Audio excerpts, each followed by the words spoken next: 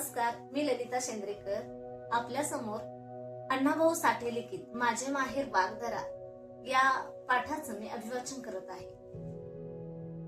अण्णाभाऊ साठे लिखित माझे माहेर वागदरा या छोट्याशा पाठाचं मी अभिवाचन करत आहे. दिवस मावळतीकडे झुकत होता. किरणांचे ढग मंदावली होती.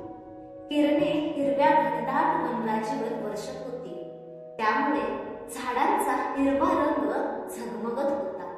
डोळे दिपवत होता. वाटी गावातून निघालेला एक गाडीमार्ग त्या हिरव्या झाडे चिरून अनेक नागमोडी वळणे घेत एक डोंगर चढून टाळ गावावर उतरत होता. सावळा वाघदऱ्याकडे निघाला होता. त्याचा अवखळ कारवानी घोडा आज शांत चालत होता. सावळ्याचा दिप्पाड देह त्याच्या अफाट करणीला साजत होता. मोठे मस्तक, त्यावर तेवढेच मोठे पागोटे, रुंद चेहरा, तीक्ष्ण डोळे, दाट भुवया, टोकदार नाक, पिळदार मिशा, भरदार गर्दन, प्रचंड छाती आणि हातात तव्या एवढी लकलकीत कुऱ्हाड असा तो सावळा घोड्यावर बसला होता. त्याची नजर त्याच्या पुढे धावत होती. समोरच्या डोंगरावरून दोन माणसे खाली येताना सावळ्याला दिसली. त्यापैकी एक स्त्री होती आणि एक पुरुष होता. ते दोघे कोण असतील याचाच विचार सावळा करू लागला. त्याने घोड्याला टाच मारली.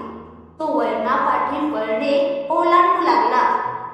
तो वेगाने पुढे जात होता आणि ती दोन माणसे भराट्याने खाली येत होती. एका वळणावरती सावळ्याला दिसायची तर दुसऱ्या वळणावरती दृष्टी अडवायची. त्या दोन माणसात आणि सावळ्यात एकच वळण होते.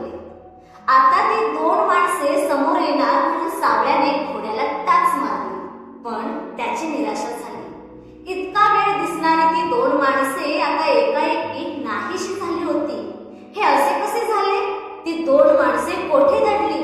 सावळ्याने त्या मार्गावर पाचोळ्यात उमटलेली पावले पाहिली आणि ज्या ठिकाणी त्या दोन माणसांनी मुख्य मार्ग सोडला होता त्या जागी त्यानेही मार्ग सोडला आणि किर्र झाडीत तो त्यांचा शोध करत जाऊ लागला.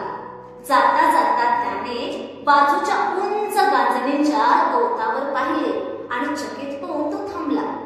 समोरच गांजणीचे गवत शांत उभे होते, पण काही कांड्यांचे शेंडे थरथर कापत होते. तो प्रकार सावळ्याने हेरला. तो धारदार आवाजात गरजला, आता बाहेर या. तशी ती दोन माणसे थरथर कापत बाहेर येऊन गुन्हेगाराप्रमाणे सावळ्यापुढे उभी राहिली. त्यापैकी एक तरुण मुलगी होती. तिच्या तर तोंडचे पाणीच पळाले होते. सावळ्याने त्या तरुणीला पायाच्या नखापासून ते डोक्याच्या केसापर्यंत न्याहाळून घेतले आणि आपली नजर दुसऱ्या इसमाकडे वळवली. हातातील कुऱ्हाड सरळ धरून सावळा म्हणाला, कोण तू? तुझं नाव काय? मी जयसिंगपूरचा दादा पाटील. ही तुझी कोण? ही माझी लेक काशी. दादा पाटलाने काखेतील गाठोडे खाली ठेवून हात जोडले. म्हणाला, तुझं नाव मी ऐकून हाय. तुझा बोलबाला मला ठाव हाय. हे दागिने घे, पण सावळा माझ्या लेकीच्या अंगाला हात लावू नको. मी लेकीच्या आबरूसाठी 2000 रुपये देईन. तेवढ्यात सावळ्याची जोरदार चपराक दादा पाटलाच्या तोंडावर कडाडली. तसा तो कोलमडून खाली पडला. काशीबाई किंचाळली. सावळा कुऱ्हाड उगारून गरजला, उठून उभा राहा. आता मारू नका. दादा पाटील काल सोडत उठला. सावळा म्हणाला, मारू नका का? तुला ठारच मारायला पाहिजे. तूच तेवढा अब्रूदार आणि आम्ही अब्रू सोडली या असं तुला कोणी सांगितलं? बोल. माझं चुकलं दादा पाटील, खिन्न सुरात म्हणाला. सावळा एक पाऊल पुढे टाकून म्हणाला, सरळ उभा राहा. कुठे गेला होतास? टाळगावला. काशीबाईला सासरी घेऊ.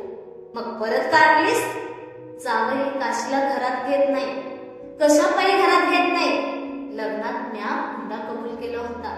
ती रक्कम माझ्यानं चुकवली गेली नाही म्हणून. किती हुंडा कबूल केला होतास? 15,000. एवढी रक्कम का कबूल केलीस? लेकीच्या सुखासाठी आणि मातब्बर पाहुणा जोडावा म्हणून. तू हायबाण आहेस. सावळा जळजळीत स्वरात म्हणाला, तुझ्या जावयाचं नाव? टाळगावचा राजाराम पाटील.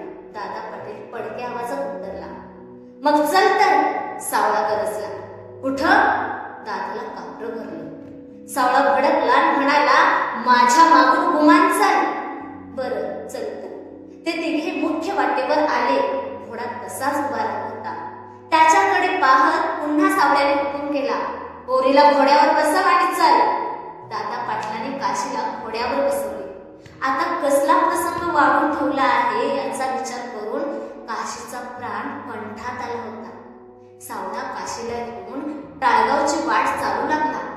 दिवस बुडाला, कडूसे पडले. तोंड ओळख मोडली आणि सावळा काशीला घेऊन टाळगावात शिरला.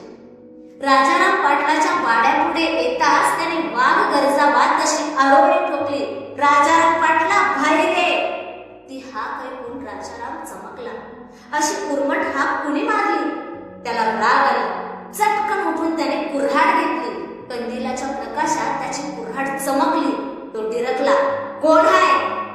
मी सावळा आहे, सावळा म्हणाला. ती कुऱ्हाड तिथंच टाकून मोर ये, नाहीतर तुझं मुंडकं वाघदाऱ्याकडे जाईल. चल ये. सावळा हे नाव आणि ती जबर धमकी ऐकून राजारामाच्या हातची कुऱ्हाड गळून पडली. त्याला झटकी भरली. त्याच्या आई बहिणीला कापरे भरले. म्हातारा बिदरला आणि राजाराम अंगणात आला. म्हणाला, ना ना नाही. काय म्हणता? ही बाई कोण आहे? सावळ्याच्या डोळ्यात जाळ पेटला. त्याची कुऱ्हाड लकाकली. ही माझी बायको काशी. राजाराम कडवा चेहरा करून उत्तरला. हिला घरात का घेत नाहीस? सावळ्याने करड्या सुरात सवाल केला. एक पाऊल पुढे टाकले. वातावरण तंग झाले. राजारामाची पाचावर धारण बसली. म्हणाला, चूक झाली, माफी करावी. आता मी काशीला दुःख देणार नाही. त्याने पटकन दादा पाटलाचे पाय धरले. त्याच्या आई बहिणी यांनी काशीला घरात नेली. मग सावळा शांत झाला. म्हणाला, ही काशी माझी लेक आहे. हिला दुःख देऊ नको, नाहीतर मी तुझं डोसकच मारीन. तुझ्या घरादारावर दुःखाचा डोंगर रचेन. अरे 15,000 हुंडा दिला नाही म्हणून बायकोला बाहेर घालवतोस? हुंडा घेणं बरं नाही. नाही, आता अशी आगळीक होणार नाही. राजारामाने हात जोडले. सावळा मागे सरला. ताडकन उठून घोड्यावर बसला आणि वाऱ्याच्या वेगाने वाघदऱ्याकडे निघाला. काशीचे नांदणे लागल्यामुळे त्या खोऱ्यात एक नवे पर्व सुरू झाले होते. गावोगावच्या लेकींचे बाप सावळ्याला भेटत होते आणि जावयांच्या कुकर्मांचा पाढा वाचत होते. मग सावळा त्या गावाला जाऊन त्या जावयाचे रग जिरवत होता. कित्येक मुलींचे संसार हुंड्यापायी नाचले होते. ते सावळ्यापुढे सोन्याचे झाले. अनेक लेकी सावळ्याला दुवा देत होत्या. काशी तर सावळ्याच्या उपकाराने टिकली होती. ती म्हणत होती, सावळ्याला उदंड आयुष्य लाभू दे, त्याला अपार